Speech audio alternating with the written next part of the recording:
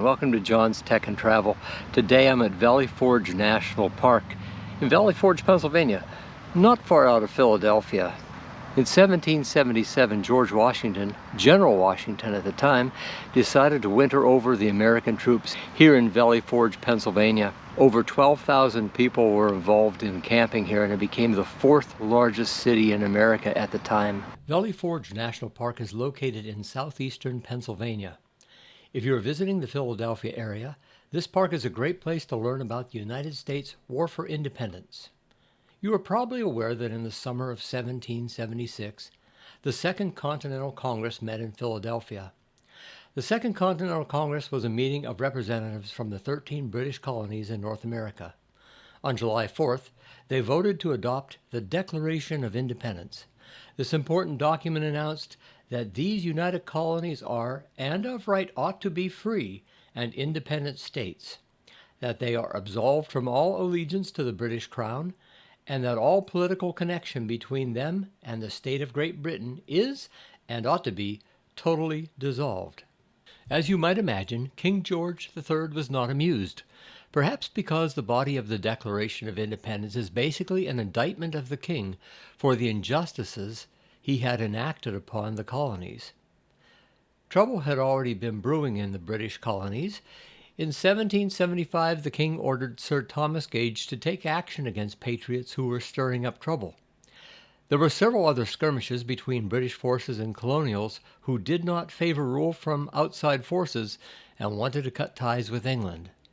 Now that the Declaration of Independence was signed, George Washington was appointed Commander-in-Chief of the United States and set out to fight for the lofty ideals penned in the Declaration. Fast forward now to December of 1777. George Washington needed a secure location to winter over his troops. General Washington and his leadership team decided to winter the army here at Valley Forge for a few good reasons. One, it's close to Philadelphia, and that's where the British were. Two, it was highland, and that's important for defense. And three, the lay of the land made it easy to defend. The Schuylkill River to the north, narrow valleys and cliffs to the south. It is important to note that there were no battles fought here. Valley Forge was an encampment. It was, however, very important to the army of the new country. It was here that this ragtag band of 12,000 men became a well-trained fighting force. The training the forces received is to the credit of a Prussian officer named Friedrich Wilhelm von Steuben. He whipped the Continental Army into shape. The following June, they were a force to be reckoned with. Now they were much better disciplined and prepared to fight the Redcoats. You can see a statue of von Steuben near the parking area at the corner of Innerline Drive and Valley Forge Park Road. The way the encampment is often portrayed, you might think it was all haphazard. A broken and disheartened band of shabby colonists camped in a field with no planning or provisions. But that's not entirely true. By this point in the war, the United States had an alliance with the French. A French military planner, Brigadier General Dupartel, pardon my pronunciation, helped select the location of the encampment. He also set the locations for fortifications, cannon installations, and lodging. And so, the encampment was quite well organized. When the Army's stay at Valley Forge began, General Washington's army wasn't much of an army, but they did have something very important, survival instinct. In short order, the Army built about 2,000 huts. These huts were tolerably comfortable, they said. It was in these huts that the Army would set out to survive the southeastern Pennsylvania winter. And so 12,000 soldiers and about 400 women and children showed up, and together they formed the fourth largest city in the United States at that time. Hey friends, before we continue with the tour of the park, please hit that like button and subscribe to my channel. I would really appreciate it. Valley Forge National Historical Park covers 3,500 acres, so the visitor center is a good place to start. Here you will be greeted by rangers and hosts who will give you a warm welcome. They are trained to orient new visitors and will make recommendations on what you should see and your best options to tour the park. Here at the Visitor Center, you will find a museum with some very interesting and informative displays and artifacts. You can learn about life and living conditions in the encampment, the weapons that were used by the armies at the time of the Revolution, and what you could expect if you needed medical attention. And believe me, you didn't want to need medical attention. In the gift shop, you will find a good selection of hats, t-shirts, and sweatshirts. You can buy books about some of our most historical figures. You will also find snacks, soft drinks, patriotic gear, and toys. Now head up the stairs inside the visitor center and over to the old stone barn for the introduction video. It's a well-made mini documentary that, in 19 minutes, tells the story of the encampment and explains the importance of Valley Forge National Historical Park. I would also recommend a guided walk with a ranger. The ranger-led walks are family-oriented with activities for all ages. You will only cover about 1/4 of a mile, that's 4/10 of a kilometer, and there will be frequent stops where the ranger will talk about the important people and events that characterized the November of 1777 through June of 1778 encampment. During your visit, you are likely to find reenactors, historical interpreters, and storytellers. I find that they are well informed and well trained to both educate and entertain. Make sure you stop to listen and increase your knowledge about the topic of their expertise.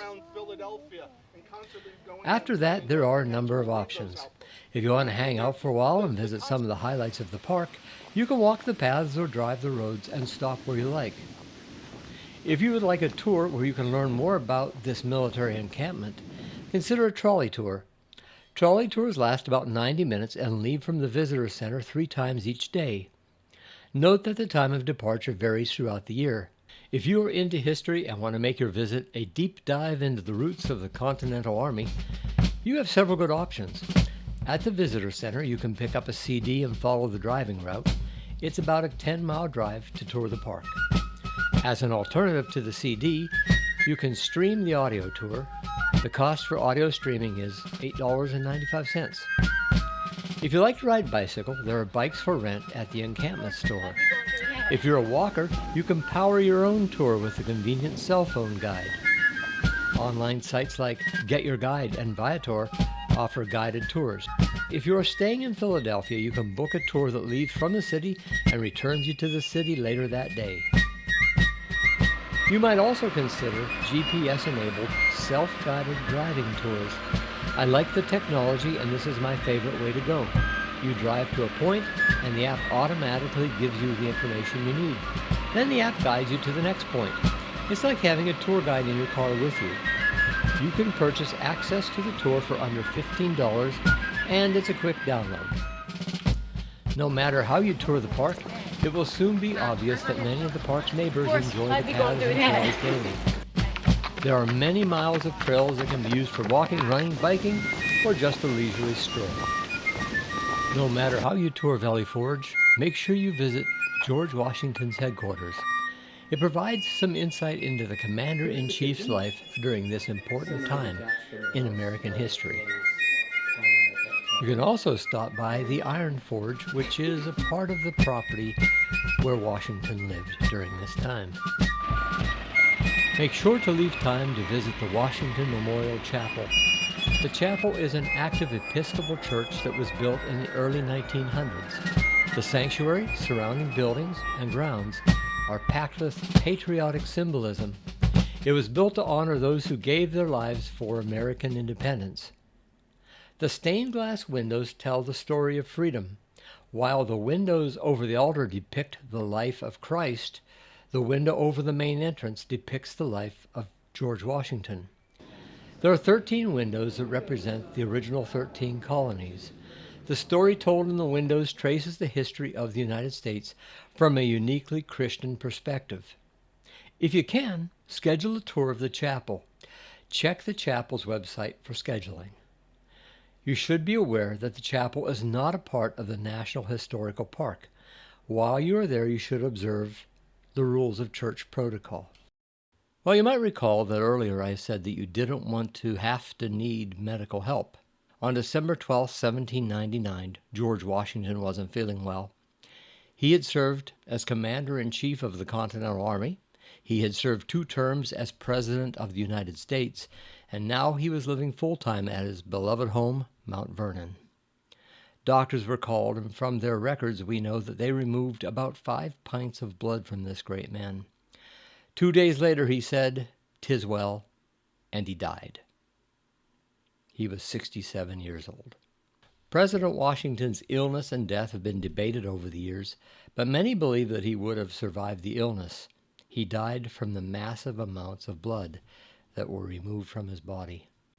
I'm sorry to end on such a sad note, but that's how history goes. On the bright side, we won the war, our war for independence here in the United States. I'm John for John's Tech and Travel. Until next time, learn the tech, take a trip, and you'll love the journey.